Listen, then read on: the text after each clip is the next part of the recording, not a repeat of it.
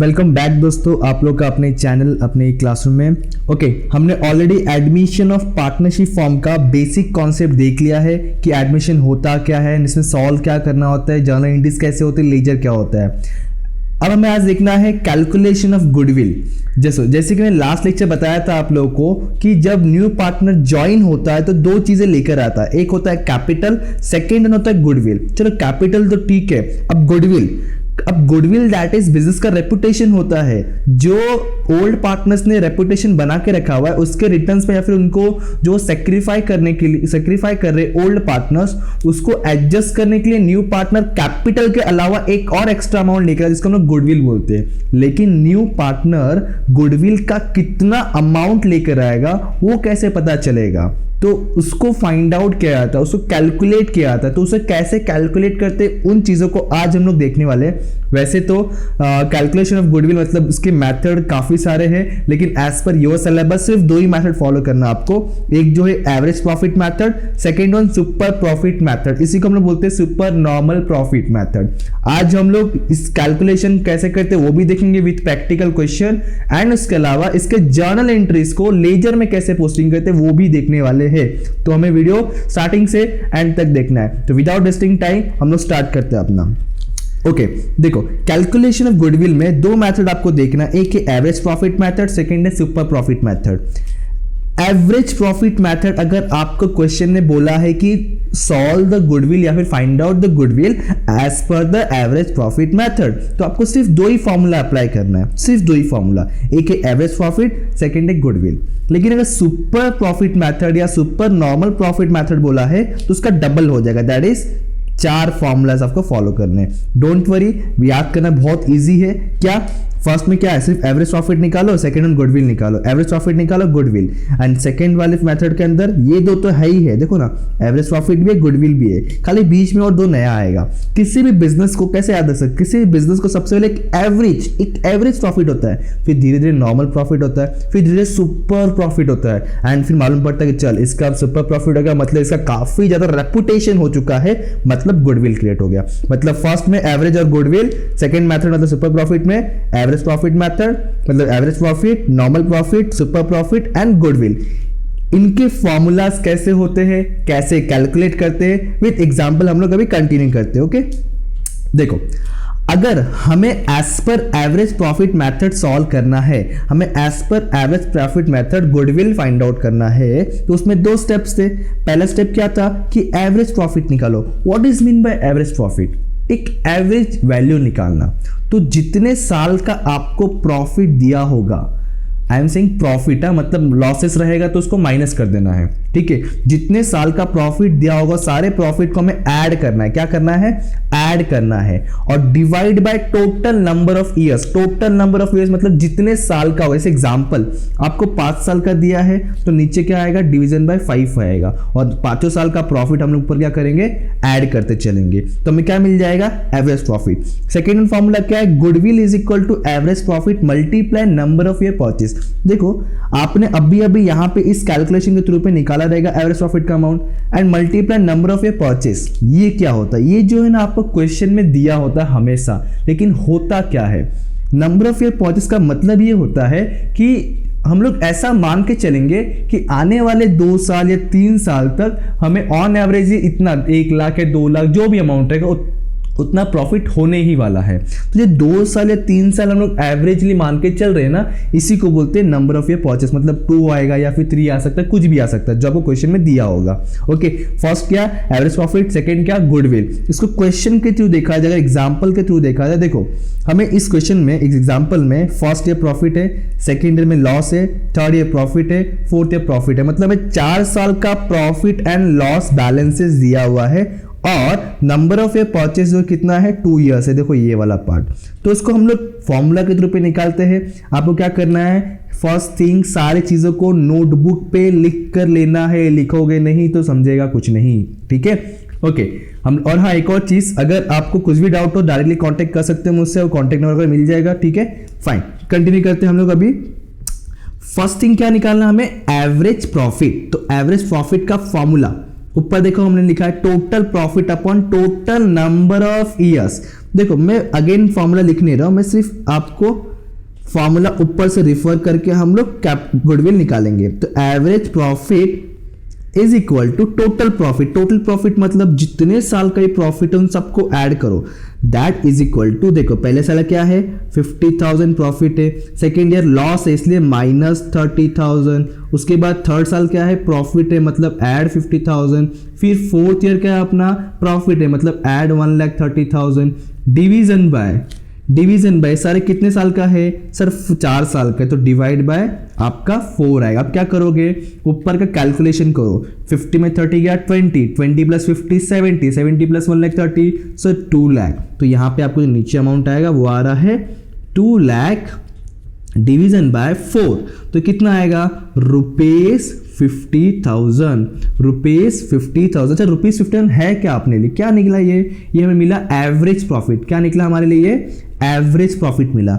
ये हमारा हुआ फर्स्ट स्टेप कंप्लीट। अब सेकंड स्टेप क्या है गुडविल निकालना है। तो गुडविल का फॉर्मूला देखो लिखा हमने, क्या लिखा है कि average profit multiply number of year purchase. Average profit तो मिल गया 50,000, नंबर ऑफ ईयर परचेस कहाँ है देखो क्वेश्चन में, ये देखो कितना 2 इयर्स। तो क्या करेंगे 50,000 मल्टीप्लाई 2 करेंगे, मतलब जो सेकेंड फॉर्मेट बनता है या फिर सेकेंड जो एग्जाम्पल या फिर सेकेंड फॉर्मूला कहेंगे हम, तो वो आएगा goodwill is equal to average profit is our 50,000 and multiply by number of year purchase that is 2 years. तो टोटल गुडविल का अमाउंट कितना आया सर, बहुत सिंपल, क्या 1 लाख रुपीस। क्या आ गया 1 लाख रुपीस अपना क्या आ गया गुडविल। ये कौन सा मेथड हमने फॉलो किया एवरेज प्रॉफिट। तो एवरेज प्रॉफिट ना बहुत ही इजी है, पहले एवरेज प्रॉफिट निकालो फिर गुडविल निकालो और आपका मेथड कंप्लीटेड। जैसे हमने एवरेज प्रॉफिट निकाला हम सेकंड मेथड का भी निकालेंगे। सेकंड मेथड क्या था याद करो, क्या था सुपर नॉर्मल प्रॉफिट। अच्छा एवरेज प्रॉफिट में 2 स्टेप है, सुपर प्रॉफिट में कितने स्टेप्स है डबल इन सेंस 4 स्टेप। पहला क्या था एवरेज प्रॉफिट, सेकंड क्या था नॉर्मल प्रॉफिट, थर्ड क्या है super profit and last one हमारा गुडविल निकालना है। देखो थोड़ा सा इस पर टाइम जाएगा बट ध्यान से देखना। पहले तो हम लोग एवरेज प्रॉफिट निकालेंगे, कुछ चिंता नहीं, जैसे हमने फर्स्ट मेथड में इसको फॉलो किया था ना डिक्टो सेम वैसे ही, कुछ अलग नहीं है, ठीक है। सेकेंड फॉर्मूला क्या है normal profit is equal to capital employed multiply NRR upon 100। NRR का मतलब होता है नॉर्मल रेट ऑफ रिटर्न, मतलब आने वाले सालों में मान के चलो कि 10% नॉर्मली रिटर्न तो मिलने वाला है या 20% मिलने वाला है या 15% मिलने वाला है। ये परसेंटेज सर क्या क्वेश्चन में दिया होगा, बिल्कुल दिया होगा आपको, क्वेश्चन में हमेशा दिया रहेगा NRR आपके सिलेबस में कि हाँ चलो इतना दिया हुआ है। बात करूंगा कैपिटल एम्प्लॉयड की। कैपिटल एम्प्लॉयड होता क्या है, किसी भी बिजनेस को रन करने के लिए ग्रो करने के लिए हमें एक वर्किंग कैपिटल बोल सकते हैं। फिर कैसे होता है ये all assets except goodwill minus current liabilities, तो आपको क्या मिल जाएगा कैपिटल एम्प्लॉयड, ठीक है। तो बिजनेस को रन करने के लिए जो अमाउंट चाहिए उसको बोलेंगे कैपिटल एम्प्लॉयड, ये भी आपको क्वेश्चन में दिया होता है। तो पहला तो निकाल दिया एवरेज प्रॉफिट, सेकंड क्या निकालेंगे नॉर्मल प्रॉफिट, का फॉर्मूला क्या बताया मैंने capital employed multiply normal rate of return. चाहिए तो उसका फुल फॉर्म लिख के रख दो नोटबुक पे, डिवीजन बाय 100। जब आपका first step and second step complete हो जाएगा तो थर्ड स्टेप निकालना है सुपर प्रॉफिटिंग। किससे मैंने याद कैसे रखना है, पहले तो किसी बिजनेस को एवरेज प्रॉफिट होगा, फिर नॉर्मल प्रॉफिट होगा, फिर सुपर प्रॉफिट होगा। तो क्या करोगे अभी आप लोग, जो फर्स्ट स्टेप में अमाउंट मिला रहेगा ना आपको, फर्स्ट स्टेप में अमाउंट मिला रहेगा उसमें से सेकेंड स्टेप का अमाउंट माइनस कर दोगे। आई मीन से कि average profit minus normal profit. Example for example इसमें आपको मिला 10,000, इसमें आपको मिला 8,000, तो क्या आएगा 2,000, मतलब कैसे 10,000 माइनस 8,000। सर कभी कभी माइनस में वो जब क्वेश्चन आए तब क्लियर हो जाएगा आपको, ठीक है। लास्ट वन क्या है गुडविल, क्या formula super profit multiply number. जैसे कि एग्जाम पे 20 आया था तो यहाँ पे 20 आएगा, मल्टीप्लाई मान लो नंबर ऑफ ईयर्स 2 दिया है तो मल्टीप्लीकेशन कितना आ जाएगा 40,000। तो इस तरह से कुछ फॉर्मूलाज फॉलो करना है, बट आपको उससे पहले सारे फॉर्मूलाज को अपनी नोटबुक पे लिख लेना। अगर नोटबुक पे लिखोगे नहीं तो समझेगा नहीं, ठीक है। जैसे हमने एवरेज प्रॉफिट के लिए एक एग्जांपल देखा था, वैसे अभी हम लोग क्या करने वाले हैं, इस सुपर नॉर्मल प्रॉफिट के भी एग्जांपल देखेंगे। है तो थोड़ा सा आपका lengthy as compare to average profit, लेकिन बहुत ही ईजी है। देखते हैं, देखो मान लो जो क्वेश्चन एग्जांपल दिया हुआ है कि पहले साल का 50,000, सेकेंड ईयर में loss, third year profit, fourth year profit, and number of year purchase आपको 2 इयर्स दिया हुआ है। कैपिटल एम्प्लॉयड जो सेकेंड नंबर स्टेप में यूज होता है 2 लाख अमाउंट दिया हुआ है। And NRR normal rate of return जो बात किया था वो भी सेकेंड नंबर स्टेप में यूज होता है, 10% है। तो सबसे पहले क्या निकालना होता है, एज पर हमारा फॉर्मूलाज और स्टेजेस के हिसाब से। अब तक आपको याद हो गया होगा, आई नो, ठीक है, फिर भी देख लेते हैं एक बार। देखो पहला क्या है, एवरेज प्रॉफिट। तो हम लोग क्या फॉलो करेंगे, एवरेज प्रॉफिट। तो फर्स्ट स्टेप में फॉर्मूलाज लिखने रहता कि आप लोग का टाइम भी बच जाए। Average profit is equal to क्या बोला है, टोटल प्रॉफिट ना। तो टोटल प्रॉफिट मतलब सारे ईयर्स का प्रॉफिट ऐड करो। 50,000 सेकेंड ईयर में लॉस है मतलब -30,000, फिर ऐड करो 50,000, फिर लास्ट में फोर्थ ईयर प्रॉफिट है 1,30,000। अच्छा ये पूरे सारे कितने साल का है, मतलब कितने ईयर्स का है ये, सर ये सब तो 4 साल का है, तो डिवीजन 4 करो। सर ये जो हमने एवरेज प्रॉफिट फॉलो किया था तो पूरा सेम ही है, यस मैंने क्वेश्चन ही सेम लिया हुआ है, ठीक है। तो डायरेक्ट अमाउंट लिखे तो फिलहाल में 50,000, तो यहाँ पर आपको आ गया पहला आंसर, पहले स्टेप का आंसर आ गया 50,000 रुपीज़। ये आपको क्या मिला अभी, ये हमें मिला है average profit, first step. Okay, second step क्या होता है, सेकेंड स्टेप जो हमारा वो होता है नॉर्मल प्रॉफिट। क्या, नॉर्मल प्रॉफिट। तो नॉर्मल प्रॉफिट का फॉर्मूला क्या था, capital employed multiply NRR upon 100। Check करो क्वेश्चन में कैपिटल एम्प्लॉयड, ये देखो 2 लाख का कैपिटल एम्प्लॉयड, तो यहां पर आएगा आपका 2 लाख मल्टीप्लाई NRR कितना परसेंटेज, ये देखो 10%, तो 10 डिवाइड बाय 100 मल्टीप्लाई क्या है उसके बाद, इतना ही है कि कुछ और भी है, सर इतना ही है। क्यों, capital employed multiply NRR upon 100, इतना ही आपका फॉर्मूला। तो NRR लिख दिया, कैपिटल एम्प्लॉयड लिख दिया, निकाल दो इसका आंसर कितना आएगा, बहुत ही सिंपल सा 20,000। कैसे पता है, फिर भी देखो 0000 बचा कितना 20,000। तो हमारा सेकेंड स्टेप में जो आंसर मिल गया वो हो गए नॉर्मल प्रॉफिट ₹20,000। ओके, अब थर्ड स्टेप फॉलो करेंगे। थर्ड स्टेप क्या आता है, जब एवरेज हो जाता है किसी कंपनी को, सुपर प्रॉफिट, नॉर्मल प्रॉफिट भी हो गया, उसके बाद क्या होगा, सुपर प्रॉफिट। क्या होगा, सुपर प्रॉफिट। तो हम लोग थर्ड स्टेप फॉलो करेंगे अभी। ओ कोई बात नहीं, कलर चेंज कर लेते हैं और ये रफ करके थर्ड स्टेप क्या आएगा, सुपर प्रॉफिट। उसका फॉर्मूला क्या है, फर्स्ट में से सेकेंड माइनस करो। फर्स्ट मतलब average profit minus normal profit, that is equal to 50,000 minus 20,000। तो अमाउंट कितना मिलेगा सर, ₹30,000। तो 30,000 हमारे लिए क्या हो गया, 30,000 जो है हमारे लिए हो गया सुपर प्रॉफिट का अमाउंट। ओके, 4 स्टेप होते हैं, फाइनल स्टेज पे जाएंगे हम लोग, और फाइनल स्टेज वो है अपना फाइनल गुडविल। और गुडविल का फॉर्मूला क्या था कि super profit multiply number of year purchase. तो चलो पहले सुपर प्रॉफिट जो निकाला है हमने कितना है वो 30,000, उसको लिख लो, multiply number of year purchase. देखो देखो क्वेश्चन में दिया होता है कितना है, ये देखो 2 इयर्स। तो क्या करूंगा, मल्टीप्लाई बाय 2 इयर्स। तो जब मल्टीप्लिकेशन सब हो जाएगा तो मुझे मिल जाएगा ₹60,000 मेरा क्या, गुडविल अमाउंट। कौन से मेथड से, ये सुपर प्रॉफिट मेथड से। पहले हमने देखा कि एवरेज प्रॉफिट मेथड से गुडविल कैसे निकालते, फिर देखा सुपर प्रॉफिट से।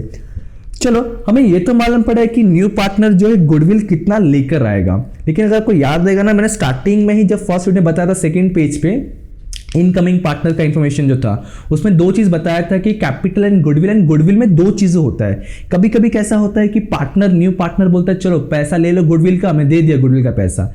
लेकिन कभी कभी ऐसा होता है कि न्यू पार्टनर जो है गुडविल का पैसा नहीं देता या नहीं दे पाता है।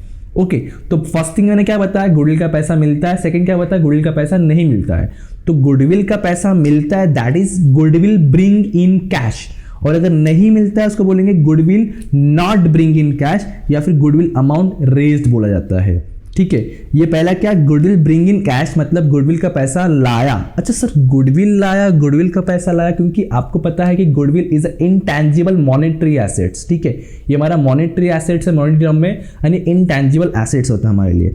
ओके, और हाँ, ये सिलेबस आपका स्टेट एंड सीबीएसई दोनों बोर्ड के लिए एप्लीकेबल है। ओके, ये सिलेबस एंड ये वीडियो बोल सकते हो आप। ठीक है, देखो अभी इंपॉर्टेंट है जर्नल एंट्रीज। आपको अगर एडमिशन ऑफ पार्टनर पूरा भी आता होगा ना, तो हो सकता है कि गड़बड़ आपका इसके अंदर हो जाए अगर अच्छे से समझा नहीं, सुना नहीं तो। सुनो अभी, अगर गुडविल ब्रिंग इन कैश है मतलब अगर पार्टनर ने गुडविल का पैसा लाया तो 3 चीजें हो सकता है, स्टेप बाय स्टेप 1 बाय 1 ही फॉलो करना है। पहले तो गुडविल का पैसा आएगा, तो गुडविल का जब पैसा बिजनेस के अंदर आता है तो debit what comes in, cash and bank आ गया अपना, इसलिए कैश एंड बैंक को डेबिट कर दिया। और क्यों आ रहा है पैसा, बिकॉज ऑफ गुडविल। ठीक है, गुडविल के लिए पैसा आया। सेकेंड वन, जो कंपलसरी करना ही करना है, चाहे वो गुडविल में पैसा लाए या ना लाए, ये एंट्री को करना ही करना है, जिसको रेज्ड बोलते हैं, गुडविल अमाउंट रेज्ड बोला जाता है। ठीक है, इसका मीनिंग क्या होता है, जो गुडविल का पैसा लाया रहता है न्यू पार्टनर ने, उस पैसे को हम लोग ओल्ड पार्टनर्स में डिस्ट्रीब्यूट करते हैं सैक्रिफाई रेशियो में। मैंने क्या बोला, ओल्ड पार्टनर्स में डिस्ट्रीब्यूट करते कौन से रेशियो में, सैक्रिफाइस रेशियो में। And sometime sacrifice ratio is equal to old ratio, मतलब आपको मेनली देखने मिलेगा कि ओल्ड रेशियो में डिवाइड कर देते हैं हम लोग। क्यों, क्योंकि हमें सैक्रिफाइस रेशियो निकालना नहीं होता है कभी कभी। क्यों, कब निकालना है कब नहीं निकालना है, हमने लास्ट लेक्चर देखा था। अगर नहीं देखा है तो आई बटन या फिर मैं डिस्क्रिप्शन में दे दूंगा लिंक, जाके देख लीजिए। ओके, मैं बात कर रहा था कि रेज का मतलब है कि ओल्ड पार्टनर्स में गुडविल का अमाउंट डिवाइड करना है, डिस्ट्रीब्यूट करना है। ठीक है, तो इसलिए यहां पे क्या लिखा हुआ है, goodwill to old partner capital account. मैं बताऊंगा कि कैसे इसको पोस्टिंग करना होता है, अभी बताऊंगा जर्नल से पोस्टिंग कैसे करना लेजर में। Third one, goodwill amount withdrawn, जो न्यू पार्टनर ने गुडविल का पैसा लेकर आया है, ओल्ड पार्टनर्स क्या बोलते हैं, ये पैसा हम लोग निकाल देंगे बिजनेस से, ये पैसा हम लोग विथड्रॉन कर देंगे। मतलब यहाँ पे क्या हो रहा है, कैश इन बैंक अपने पास से जा रहा है, मतलब debit what comes in, credit what goes out, इसलिए cash in bank goes out हो रहा है, इसलिए हमने क्या किया, कैश इन बैंक को क्या कर दिया, क्रेडिट कर दिया। अच्छा, ये पैसा ले कौन रहा है sir, junior partner. Junior partner मतलब ओल्ड पार्टनर, मतलब old partner is a receiver, इसलिए हमने क्या किया, ओल्ड पार्टनर कैपिटल को डेबिट कर दिया। Old partner the receiver, cash in bank is goes out. Okay, तो देखो ये जो भी रहेगा आपका एक्चुअल अमाउंट रहेगा कि एक्चुअली कितना अमाउंट वो लोग डिस्ट्रीब्यूट कर रहे हैं। ठीक है, अच्छा ये क्या हमने देखा पे, गुडविल ब्रिंग इन कैश के 3 चीजें। फर्स्ट थिंग क्या बताया, ब्रिंग इन कैश, तो कैश बढ़ेगा बिजनेस का तो कैश में ऐड करेंगे। सेकंड देखो, ये जो बता ना कंपलसरी, ये कैसे हम लोग लेजर में पोस्टिंग करेंगे, कैसे हम लोग लेजर में पोस्टिंग करेंगे। देखो यहां पे क्या लिखा हुआ है, old partners capital account, old partners capital account. अच्छा, ये पार्टनर्स कैपिटल आपको इस जर्नल एंट्री मुझे जरा बताओ, डेबिट में दिख रहा है या क्रेडिट में दिख रहा है, क्या बोला, ये पार्टनर्स कैपिटल डेबिट में दिख रहा है या क्रेडिट में दिख रहा है। सर सिंपल सा 2 वर्ड है, मतलब क्रेडिट में ही है। ओके, तो क्या करना होता है, आपने 11 में पढ़ा रहेगा, फिर भी जब हम लोग जर्नल से लेजर में पोस्टिंग करते हैं तो कैसे करते हैं। देखो, अगर पार्टनर्स कैपिटल क्रेडिट साइड है तो पार्टनर्स कैपिटल अकाउंट के भी हम लोग क्रेडिट साइड ही जाएंगे, क्रेडिट साइड ही जाएंगे। ओके, एंड उसके अपोजिट में देखो, जर्नल एंट्री के अपोजिट में क्या लिखा है, गुडविल, गुडविल तो क्रेडिट साइड ही जाएंगे और क्या लिखेंगे, गुडविल। देखो रेज्ड वाला एंट्री मैंने टिक करके रखा है, क्या, गुडविल। अच्छा, एक चीज और, कभी भी पार्टनर्स कैपिटल के अंदर पार्टनर्स कैपिटल का नाम नहीं आता, इसलिए मैंने क्या बोला, पार्टनर्स कैपिटल क्रेडिट साइड है तो क्रेडिट साइड ही जाना है और उसके अपोजिट में जो होगा उसको लिखना है। इसलिए पार्टनर्स कैपिटल क्रेडिट साइड तो क्रेडिट साइड ही गए, उसके अपोजिट में गुडविल था तो गुडविल लिखा। अच्छा, मैंने क्या बताया, गुडविल को ओल्ड पार्टनर्स में बांटा जाता है, इसलिए देखो जो अमाउंट लिखा हुआ है सिर्फ ओल्ड पार्टनर्स में, मतलब मैं ऐसा एज्यूम करके इस फॉर्मेट को बनाया हुआ हूं कि ए और बी हमारे ओल्ड पार्टनर है और सी हमारा न्यू पार्टनर है, इसलिए हमने ए एंड बी में ही गुडविल का अमाउंट डिस्ट्रीब्यूट कर दिया, सी में नहीं आया है। ठीक है, सी में नहीं आया है। ये मैंने किसकी बात बताया अभी, रेस्ट का। थर्ड अगर बोलूं, ये देखो ओल्ड पार्टनर्स पैसा लेकर जा रहे। अब देखो अगेन, ओल्ड पार्टनर्स डेबिट में, क्रेडिट में, इस जर्नल एंट्री में ओल्ड पार्टनर्स डेबिट में है या क्रेडिट में है, सर डेबिट में, डेबिट में। तो क्या करूंगा, old partner capital account debit side जाऊंगा, उसके अपोजिट में क्या है, टू कैश बैंक। देखो ओल्ड पार्टनर्स मतलब पार्टनर्स कैपिटल डेबिट साइड जाऊंगा, उसके अपोजिट में कैश एंड बैंक लिखा। अगर वहां पे क्या वर्ड है, ओल्ड ना, तो ओल्ड में ही डिस्ट्रीब्यूट कर दिया। ये मैंने बताया कि गुडविल ब्रिंग इन कैश होगा तो क्या होगा, कभी भी क्वेश्चन में या तो ये होगा या तो ये होगा, दोनों में कभी भी साथ में नहीं हो सकता, दोनों में से कोई एक ही होगा। ओके, फिर गुडविल अमाउंट अगर रेज्ड होता है, देखो ना इसका मतलब क्या बताया मैंने, सर पैसा नहीं लाया, क्या पैसा नहीं लाया, रोकड़ा नहीं तो एंट्री नहीं, सिंपल सा। कैश नहीं लाया तो कोई भी फर्स्ट एंट्री नहीं आएगा, लेकिन रेज तो कंपलसरी। कुछ लोगों का क्वेश्चन ऐसा आ रहा होता है, सर पैसा जब लाया ही नहीं तो डिस्ट्रीब्यूट कैसे करेंगे। तो हम लोग ये बच्चों अकाउंटिंग ट्रीटमेंट्स कर रहे हैं, ठीक है, एक्चुअल लाइफ में नहीं कर रहे। ये अकाउंटिंग ट्रीटमेंट्स हो रहा है तो हमें इसका वैल्यूएशन करना था ना, वैल्यूएशन करना होता है, वैल्यू बढ़ाना इंक्रीज करना, तो वो चीज़ कर रहे हैं हम लोग, ठीक है। ओके, तो गुडविल अमाउंट तो रेज, देखो चीज़ें सेम है, कंपलसरी जो चीज़ें सेम है, ये दोनों को हमेशा करना ही करना है, ठीक है। थर्ड वन, इसमें क्या था, गुडविल विथड्रॉन होता है, पैसा लाया था इसलिए निकाल दिया पैसा हमने, लेकिन इसमें गुडविल का पैसा लाया ही नहीं है। तो अगर नॉट शो, अगर बोला है क्वेश्चन में कि goodwill return of, right of या फिर not show in the books of account, तो आपको ये एंट्री करना है। अगर नॉट शो बोला तो ऑल पार्टनर मतलब तीनों पार्टनर में डिवाइड करना है, ऑल पार्टनर, नॉट शो या फिर राइट ऑफ बोला है। विथड्रॉन बोला है तो ओल्ड पार्टनर। देखो इसका इफेक्ट देखते हैं अभी, यहाँ पे क्या लिखा है, all partner account debit side है, अपोजिट में गुडविल है, partner capital account debit side है, अपोजिट में गुडविल है, और ऑल है, इसे तीनों सिंपल सा याद रखना है। पैसा निकाल रहा है दो पार्टनर, डिस्ट्रीब्यूट कर रहा है, राइट ऑफ करना है, नॉट शो तो तीन पार्टनर, तो गुडविल के तीन एंट्री है। इस तरह से हमें करना है। इस चीज़ों को कैसा है ना, थोड़े थोड़े कंफ्यूजन होंगे अभी भी आपको, लेकिन हम इन चीज़ों को जब प्रैक्टिकल क्वेश्चन करेंगे तब ज़्यादा क्लियर कर पाएंगे। मैं ट्राई करूँ कि नेक्स्ट लेक्चर बहुत जल्दी आपको मैं प्रैक्टिकल क्वेश्चन का भी लेक्चर और वीडियो दे सकूँ। Thank you so much, bye bye, जय हिंद।